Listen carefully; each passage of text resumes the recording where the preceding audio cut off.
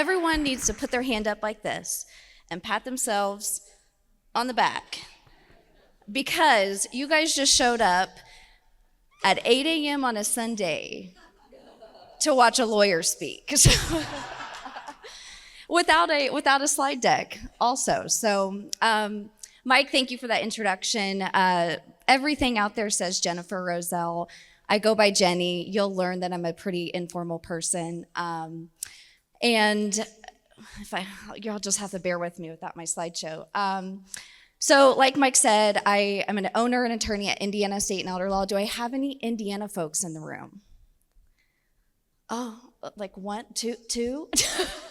We're so close, guys. Well, it's nice to see some Hoosiers in the audience. So as the firm name signals, all I do is estate and elder law. So this is what I live and breathe every single day. Also, as Mike mentions, if you're a podcast person, I think podcasts are kind of a love-hate thing. You either like love them or you're like, I don't even know how to listen to them. Please feel free to check out my podcast. It's Legal Tea, and I do a ton of different content, but my favorite ones are celebrity estate planning. They are notoriously terrible at estate planning. So if you kind of like that sort of stuff, I think you'll enjoy it. So when I was preparing for this presentation, I really wanted to start with what is that term estate planning even mean? Because I think that estate planning is kind of thrown around by different professionals, not wrongly, but what I mean by that is, there's plenty of attorneys that do estate planning. Financial advisors will, state that they do estate planning. Tax professionals will state that they do estate planning. My session today is from the lawyer's perspective.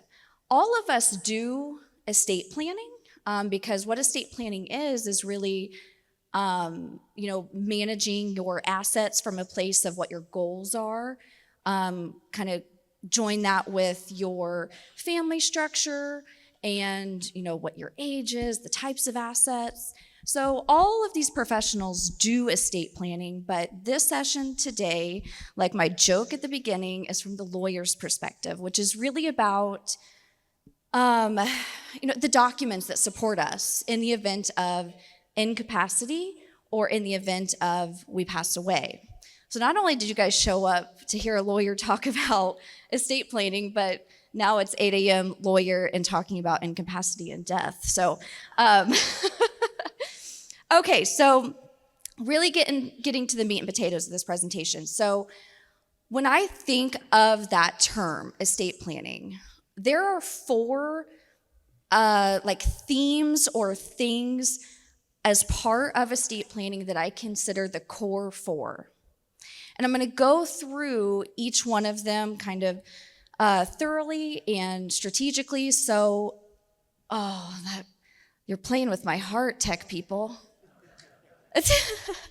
I'm going to go through each one so that you kind of look at these. You guys should look at these core four as like really the basic ground level estate plan. So if you have embarked on an estate plan, these are kind of the four that are like your very basic plan. But if you have not embarked on any estate planning, these are going to be the kind of the starter package, so to speak. So first and foremost is advance directives. And I'm going to say kind of / living will declaration. So these kinds of documents are specifically for healthcare decisions, and more specifically when we start talking about like end of life decisions. Really fun things to talk about, I know. Welcome to my life, I talk about them every single day. These documents are really important because this is what gives you guys the power to express what your wishes are as it relates to healthcare decisions. Anyone in the room, I'm sure a lot of people in the room, do you guys remember the name Terri Schiavo? Yes. If you don't, I'll give you the quick crash course. There was a young lady down in Florida, I think it was in maybe late 90s. She was in a persistent vegetative state. Long story short, her husband and her parents went to like World War III over whether to keep her feeding tube in. And what I always tell people is we got the opinion of everyone. We got the opinion of politicians. We got the opinion of courts. We surely got the opinion from Nancy Grace. We got a lot of people's opinion. But whose opinion was the most important one? Hers, Terry's. And that's the one we were missing. And so that case really shined a bright light on this set of documents I'm talking about, the Living Will Declaration and Advanced Directives, because that's what she was missing. So when you think of estate planning, I think a lot of people's focus goes really to, what happens when I pass away, or financial or more legally focused.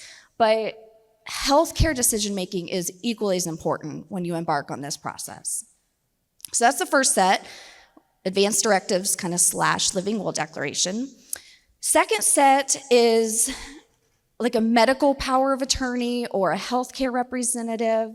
I'm trying to kind of keep things very like high level and kind of more general because, as Mike mentioned, I am only in Indiana. Different states call these documents kind of different things. And so you may see this document called Appointment of Healthcare Representative. That's what my state of Indiana calls it.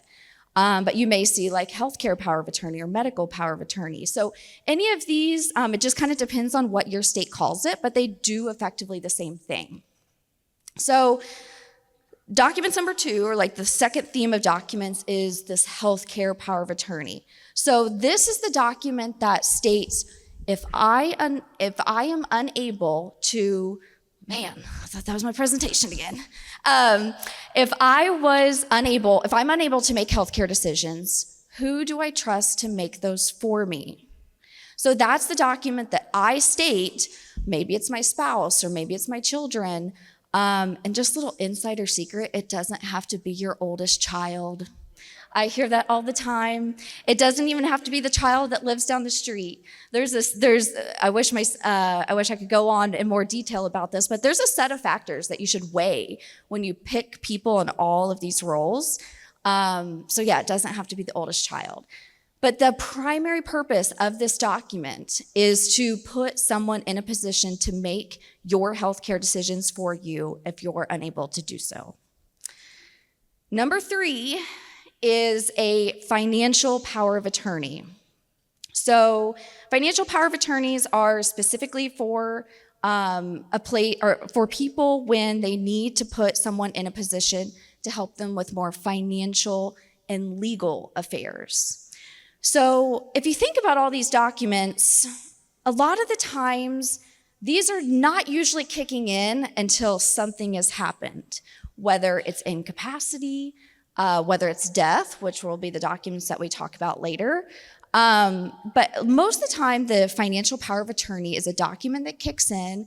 I mostly see it in my practice when people they're dealing with some sort of cognitive impairment. So think dementia, Alzheimer's, that sort of thing. I always tell people just because we are in that yucky situation doesn't mean the bills stop coming. It doesn't mean that we get a pass on filing taxes. And that's what the power of attorney's responsibility is to keep your financial affairs, financial management afloat and under control. As I talked about with Christine in her book, you will, and I could go on for hours about this too, but there are many types of financial power of attorneys for varying different situations. So sometimes you'll see power of attorneys that really, okay, if I stand on one leg, maybe it'll pop up. There's many different types of power of attorneys. So you may see them limit the scope of the powers. So there's some that say, hey, I'm only gonna give you the power to do this one thing. But you may see different power of attorneys that give someone like much more, or all powers really. There's also power of attorneys that limit the scope on when they become effective. So just be very mindful as to when you do a power of attorney, be very mindful that you're choosing the type that is appropriate for your situation. The last one, number 4 in my core 4, is a last will and testament. So that's probably the most like well-known document in my world.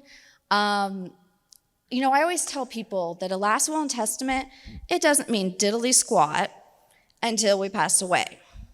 So that's when that document becomes effective, and it primarily does 2 things. You'll see wills be 5 pages, you'll see wills be 50 pages. And even in the 50-page wills, they're still really kind of doing 2 things at its core. So the first thing a will does is it states who's in charge after I pass away. So who is the ringleader of the circus? Secondly, it states who gets my stuff, who gets my assets, in what way. So when I say in what way, what I'm really talking about is in terms of maybe we're putting parameters around their inheritance, like staggered distributions based on age or something like that. But wills, they do those 2 things and 2 things only.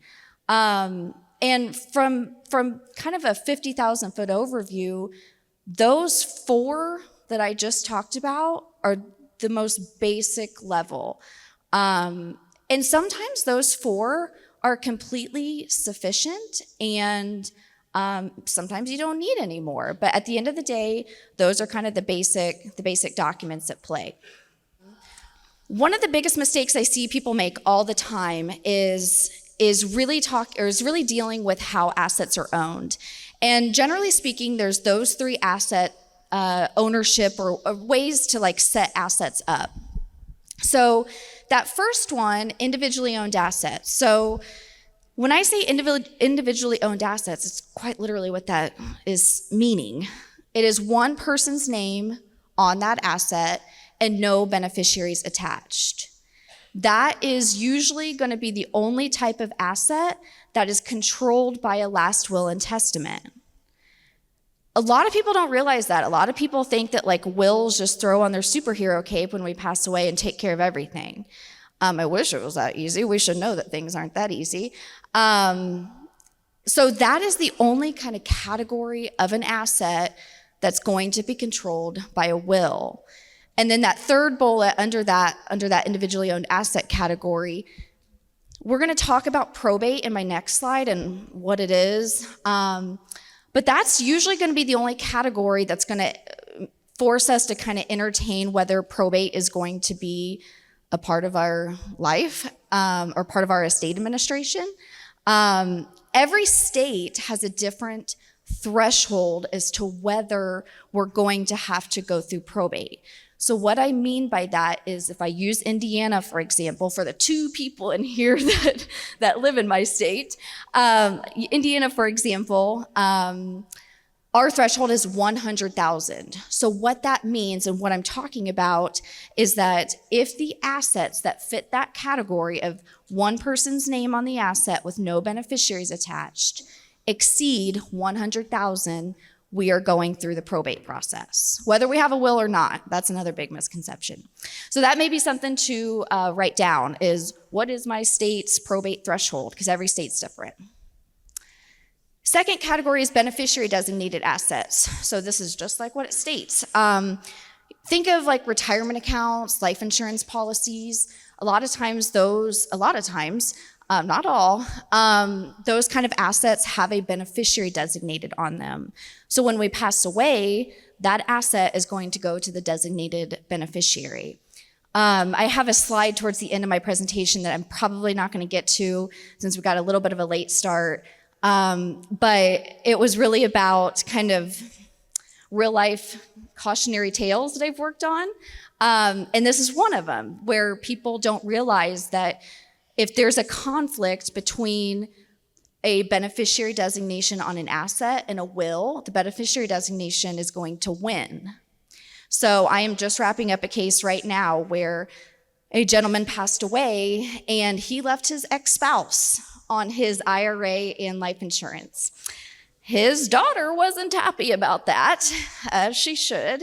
And so it's turned into a very messy administration because you have to consider the fact that maybe he intended to do that. He's passed away now. We can't just make things up. We don't think he probably wanted that to happen, but that's assuming. So beneficiary designated assets, those assets at death go to whoever the beneficiaries listed are. They're not controlled by your will.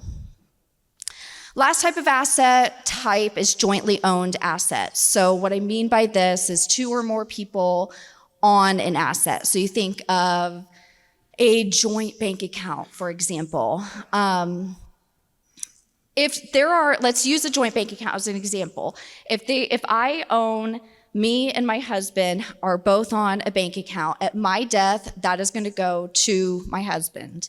It's not going through the will. It is just merely as a product of the type of asset ownership. It's joint.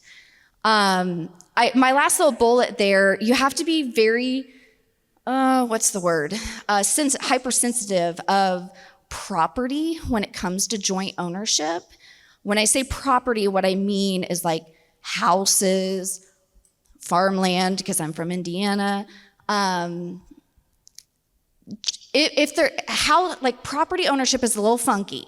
So just know from this bullet, if it's like joint ownership on a house, don't assume it's going to automatically go to that joint owner. And they have a whole class in law school on property ownership. So it just can be tricky and you need to be very mindful of it.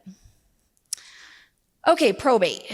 That is a word that it cracks me up because I will meet with prospects or clients in my office and I'll ask them about what their goals are, what they're trying to accomplish. And a lot of times they'll say, I want to avoid probate. And I'll say, okay, what do you think probate is? And they're like, well, my great aunt told me that I need to avoid it. I'm like, okay. So I made a slide specifically about probate to kind of give you good factual information on what this word even means. So probate is a process that happens sometimes when we pass away. And the sometimes piece is because of that last slide. It depends on the type of assets when we pass away. And if there are assets in that individually owned category with no beneficiaries attached, like I said, whether we have a will or not, sometimes they're going through this probate process. It is a court process. And from there, I think there's a lot of professionals that will try just to scare the bejesus out of you on what this process is. And I come from a place of always really not doing the whole fear tactic thing, but more of an educational side. And when I say non-negotiables about probate, what I'm talking about on this slide is that these are the 3 things that you have to decide really whether you care about these 3 things. And if you don't, then maybe probate's just a formality sometimes when we pass away. So hitting on the should I be scared or concerned first. Should I be scared or concerned? My favorite lawyer answer in the entire world is it depends. It depends primarily on 2 things. On what you're trying to accomplish, as well as your state. And I hate to be so kind of general about it, but some states' probate process is a nightmare. Some states' probate process isn't so bad. And so, like, for example, California, if there's any California folks in the room, they have a pretty brutal probate process. I just saw you raise your hand and you're like, yep. They have a pretty brutal probate process. So it is very common to cite that as a reason when someone embarks on an estate planning process is to avoid that probate process. Indiana's not that bad. I do probate all the time, and I don't even step foot in the courthouse. Everything's electronically filed. I don't handle any contested cases, so my state's not too bad. But these non-negotiables, just to hit on them, regardless of your state, when I say time, public record, and cost, those are the things that are going to occur with probate regardless of your state. When I say time, what I mean by that is specifically, it's not going to happen overnight. I always set the expectation for my clients in Indiana, and it's going to minimally take about 6 months, but realistically, it's probably going to take about a year. And there's just parts of the process that I just can't speed up. It is like statutorily, like I have to like sit and twiddle my thumbs for 3 months for creditors to make claims on the estate, whether someone has creditors or not. So there's just part of the process I just can't speed up. So that's time. Public record, if you don't know this, anytime you're going through the courthouse, it's part of public record. So I have some clients that are like, if my nosy neighbor Nancy finds out what's going through my estate, I would just roll over in my grave. Sorry if there's any Nancys in the room. So public record sometimes is a concern for people. I always say a lot of people don't know where to go to look up this kind of stuff. So I don't give that too much thought. Lastly is cost. When I say this, I typically kind of I'm a lawyer, yes, but I make lawyer jokes all the time because most of them are actually warranted. From a cost standpoint, it makes me laugh because a lot of attorneys they'll say, oh, the probate cost. It's mostly the legal fees. Yeah, sure, there's some, filing fees with the county, and maybe some, publication fees for the newspaper, because we have to, at least in Indiana, we have to publish the estate in a newspaper. I swear that we're the only ones that are keeping newspapers afloat. So if there's anyone that works in a newspaper in the room, you could verify that for me. But cost, sometimes probate can be costly from a legal fee standpoint. It just depends on the complexity of the estate, what's going on. There's kind of two different schools of thought from a cost perspective. Sometimes attorneys will charge hourly, which is typical. The other type of way to charge in probate land is through like a percentage. So like a percentage of the estate is their legal fee. I always say you have to sprinkle like a dose of reasonableness on there. I think sometimes lawyers forget to sprinkle that reasonableness on there, but nonetheless, those are the 3 non-negotiables. Should you be scared or concerned? You need to work with someone in your state, someone like me that does estate as their normal field, and just kind of prompt them on this conversation and gather whether your state has a, complex and annoying probate process. Okay, so how am I doing on time? Okay. A lot of times people will entertain trust planning as a part of an estate plan. Do all people need trust? No. Do a lot of people need trust? Yes. If you are working with an attorney that just shells out trust day after day, maybe not the attorney to work with. It just really depends on the goals that the client's trying to accomplish. It really depends on the family dynamics and family setup. It depends on the types of asset. But at the end of the day, a lot of people do choose to do trust planning as part of their estate plan. And I would be doing you guys a disservice if I didn't at least kind of give you a little bit of the 411 on trust planning. At its core, there are so many types of trust, guys, lots of them. And us lawyers have these like weird nicknames for them. It's kind of, I don't know, it's like job security or something. Crack, crut, eyelet, it's like a whole weird different language. But of all those types of trusts, really, at the end of the day, you can kind of first break up types of trust by how they were created. And what I mean by that is testamentary trust and living trust are they're like kind of the first basic step of like identifying the type of trust that it is. So a testamentary trust is a trust that's created in your last will and testament. I paid a lot of money to go to law school to learn that. Nonetheless, I see a lot of times with testamentary trusts that are the kind that are created in a last will and testament, a lot of times those are what I like to refer to them as like standby trusts. So what I mean by that are things like, okay, maybe we're a young family and we're just trying to get our core four done, but maybe we have some like minor kids that we want to put some parameters around and how they inherit.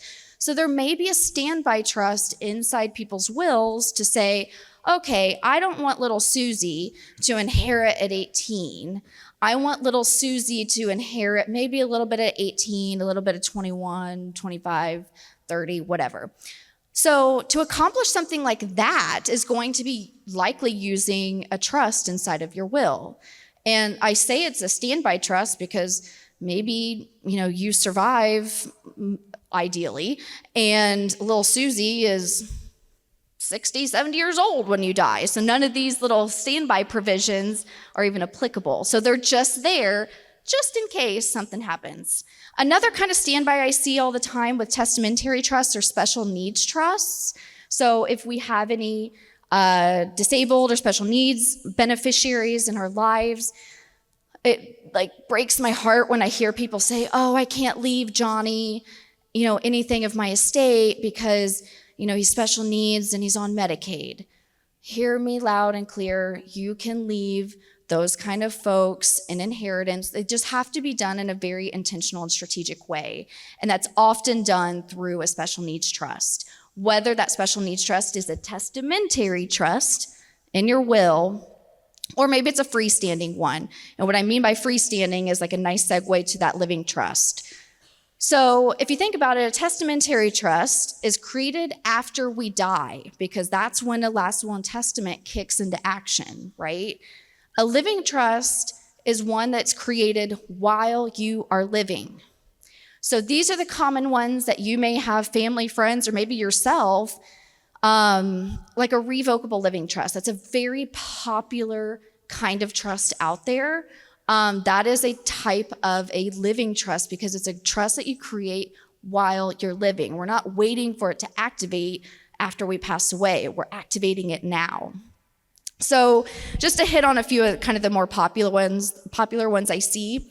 Like I said, revocable living trust, that's a very common one to do to avoid that probate process. I also see it all the time for individuals that have a very specific type of distribution that they're wanting to accomplish.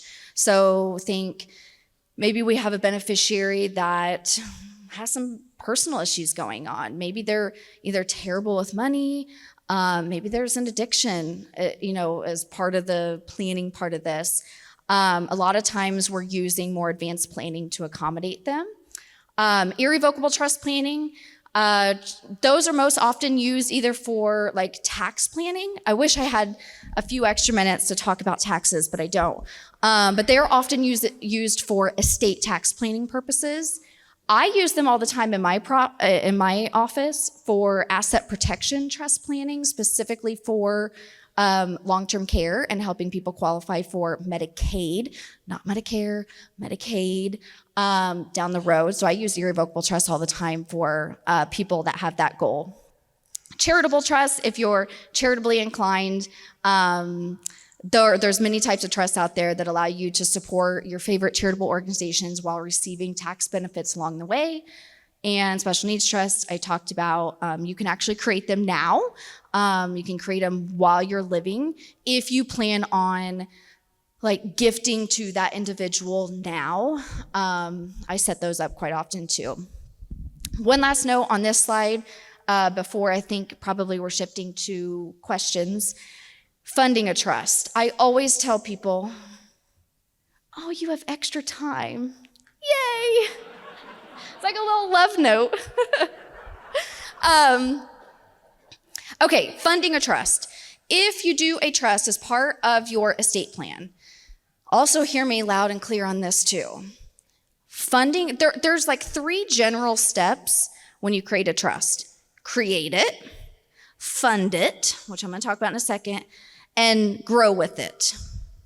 because estate planning is not usually a one-time thing. You got to like keep massaging it and keep it applicable to what your current situation is. So that second part, after we have the trust created, so we've got the document, we've signed it, the next step, the next vital step that people miss all the time is funding it. Funding it is changing the ownership of your assets or modifying beneficiary designations to support the actual trust document. If you do not fund, if you don't get the trust funded, if you don't change ownership, if you don't modify your beneficiaries, the trust may not work at all. It could be a pile of paper that you paid way too much money for. And so funding a trust, I consider as part of setting, if I'm doing a trust for someone, that is part of our process is to help them get it funded. But I cannot tell you the number of prospects and clients that I see that bring, this honking big binder to my office and they flop it on the table and, I'm, looking through it and I just casually, because I've done this too many times, casually say, so what's in this trust? Did you move your house in? Is your brokerage in here? And they just look and they're like, what? I don't think so. And I'm like, oh, I get to be the bearer of bad news. Well, not really the bearer of bad news, but now we got to play cleanup. So if you do a trust or if you have a trust, make sure you get the thing funded. There are, if I work with someone like that, if the trust that they already have is fine and dandy, we may have to, amend it a tiny bit. But otherwise, sometimes they'll hire me just to help get it funded because maybe there wasn't an emphasis on that when they set it up, or maybe life got in the way and they just like totally forgot to get it done. But nonetheless, very, very important to get that done. Give me in. Oh, I thought I had one more. Yes, this. Okay. Should we go to questions or can I do like one horror story? Oh, horror stories. Okay. Ooh, which one do I want to do? Well, I already talked about that first one. So the ex-spouse's beneficiary and IRA and life insurance. Long story short, what happened with that is basically they ended up settling because like I said earlier, we don't know. There was actually a little bit of a strained relationship between dad and daughter. And so there was an argument to be made that maybe he just left the ex-spouse on there from a place of like, I don't know who else to leave. So maybe he did it intentionally. So in that case, they ended up settling. Ex-spouse did get to walk away with stuff, with part of the gentleman's IRA and life insurance. Which one do I want to do? And then I'll shift to questions. I'll do that next one actually, because I think I've talked about beneficiaries with addictions and Medicaid. Those just require special planning, guys. I know it's not fun to talk about the elephant in the room things, but I can't do my job if I don't know about them. But when I do know about those elephant in the room things, I look like a superstar because I can do such awesome things for those types of individuals and beneficiaries. So that's just a subtle encouragement, just to be very honest with whoever you work with from an estate planning attorney standpoint. Okay, so I'll do that next bullet that put nephew as beneficiary, but Will had 7 nieces and nephews. So this case, long story short, lady passed away. Her will had 7 nieces and nephews, listed as beneficiary, but she was one of those people that had lots of CDs. Like she would be like a CD chaser. We all know them. Maybe you're one of them. She would like go to lots of different banks and find the highest interest rate. Long story short, she passed away and all of her assets had just one of it was one of the nephews, just one nephew on as beneficiary on everything. So the will had, hey, I want to split it between these 7 people, but then on the actual beneficiary, it had this one person. And so we got it cleaned up, but this is a little bit of a cautionary tale horror story because that family had to pay me more to clean it up because generously, the nephew that was listed, he was like, I know this is what she wanted to share, so I'm going to disclaim and let it go to the other six, between all seven. I had to do a significant amount of extra work to accommodate what this person was trying to accomplish. So it's just a lesson in making sure, kind of what I was blabbing about earlier, of really making sure that we get our assets in a place to really support what we're trying to accomplish. It's single-handedly the biggest biggest mistake that I see people make is they do this, they do their estate plan and then they fail to really take a look at their assets and get it to support those documents. Okay, I'm ready for Shark Tank questions. Thank you so much, Jenny. Yeah. If I was the one up here yesterday without my slides, my little introvert stage fright heart would have just collapsed and I would have died in front of all of you. So can we get some applause for Jenny, please? Oh.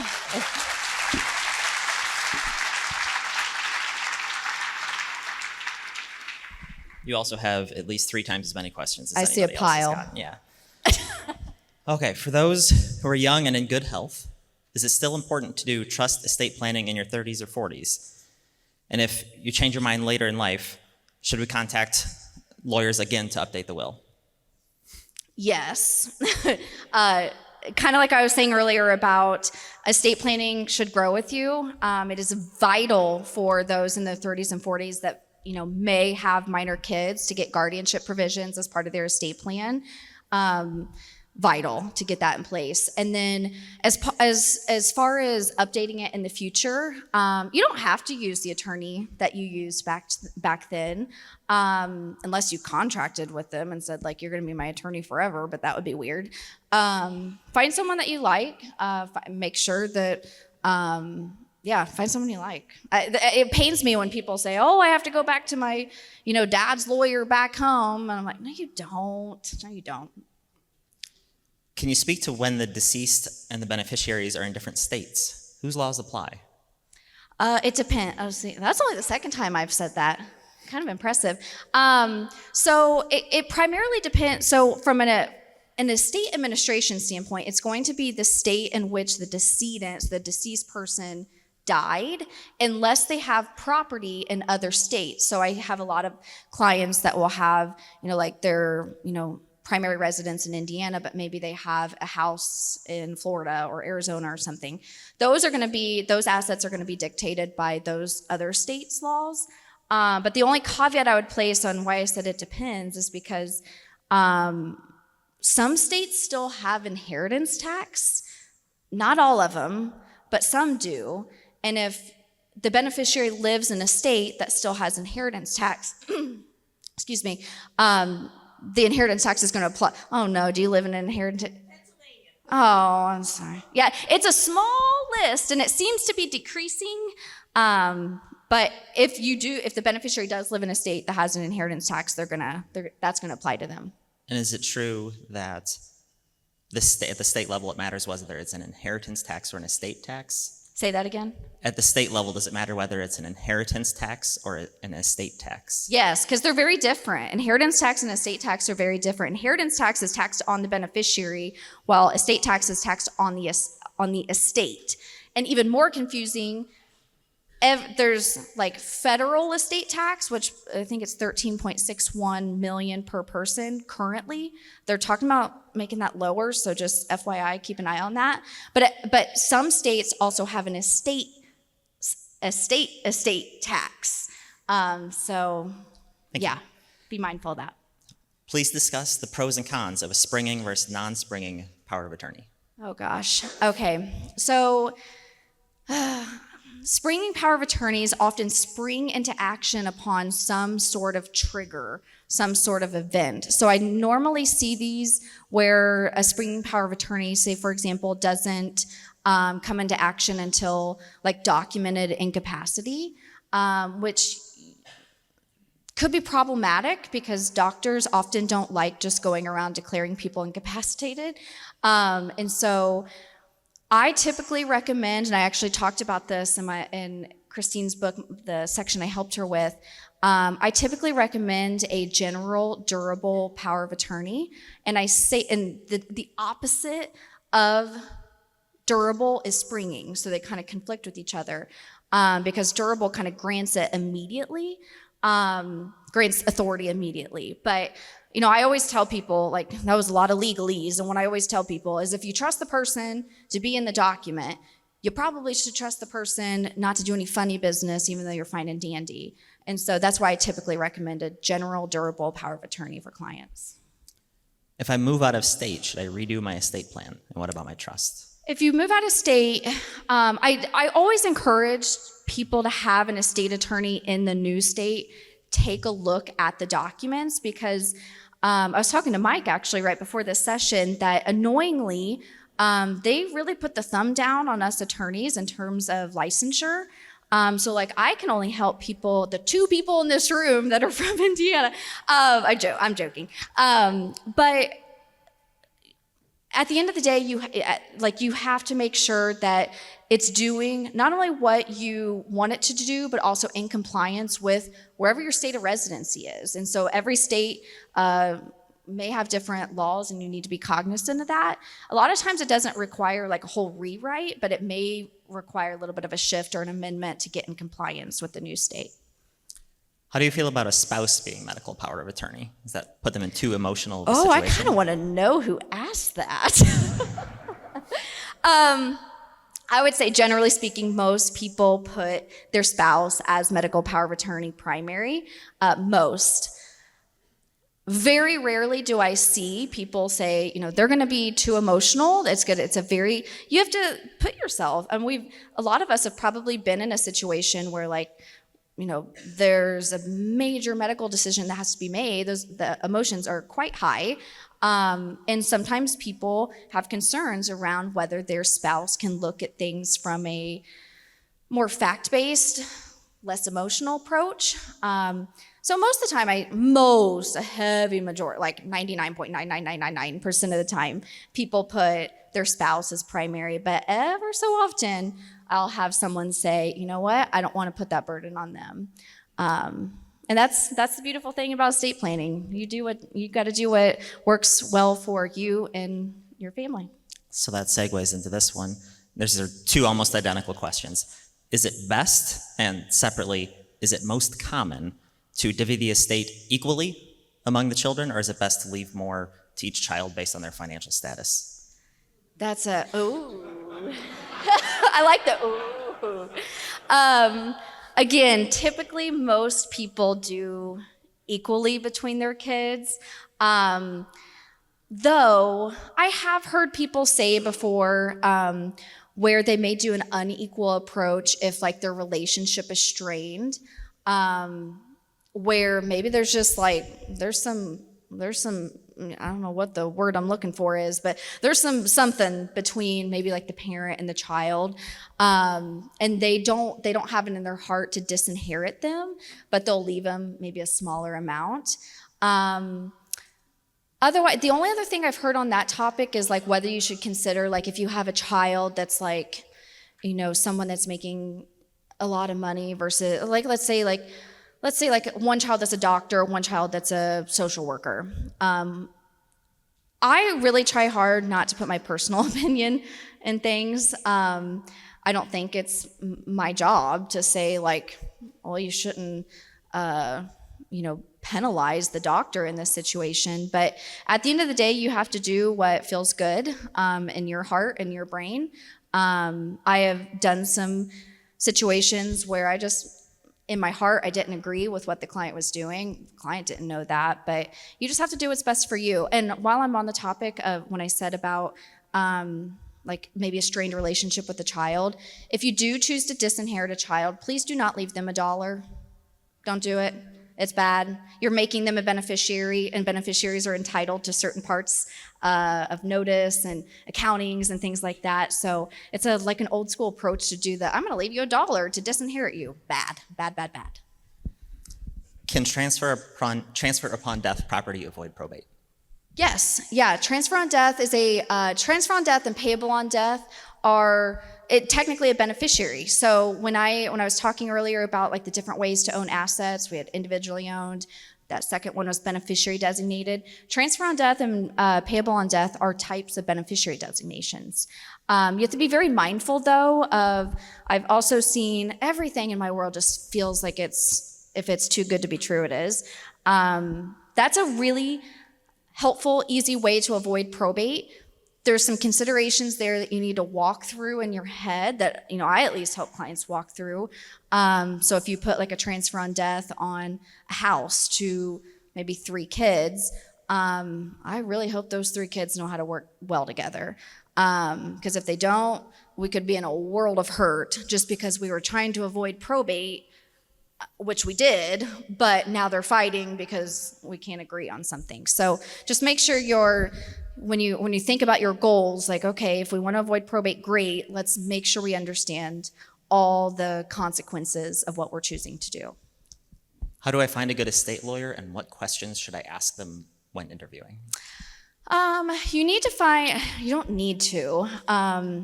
I would encourage you to find an attorney when you embark on an estate process that does this day in and day out. The kind of annoying thing about the law is that when we come out of law school, we can really do any type of field that we want.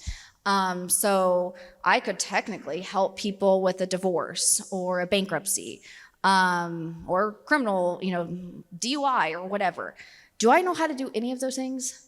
No, not at all. I wouldn't even know where to begin. But my law license says that I could.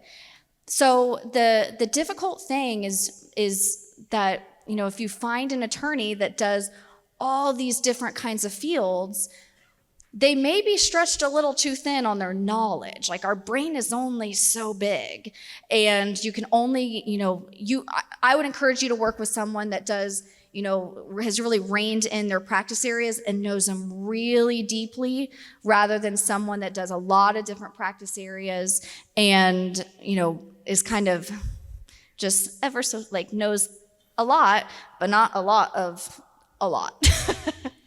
Within the estate planning field, should I assume that an estate planning attorney can also help with the estate tax planning? Or is that a separate area of expertise? It is technically a separate area. It's actually something you and I were about to start talking about before this session, that even within the estate planning space, there's almost different areas of estate planning. There's estate tax planning. There's elder law. I do a big part of my practice is elder law planning.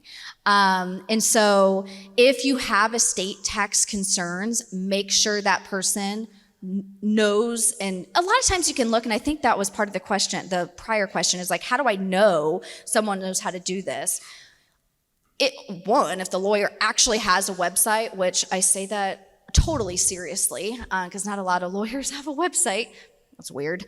But look at their bio. Look to see what kind, like Mike mentioned earlier, I belong to the probate trust, real property section, the elder law division, the estate division. That's what I live and breathe. But if you see people that are hanging out in criminal division, that's probably not going to be someone that you should work with to do your estate planning.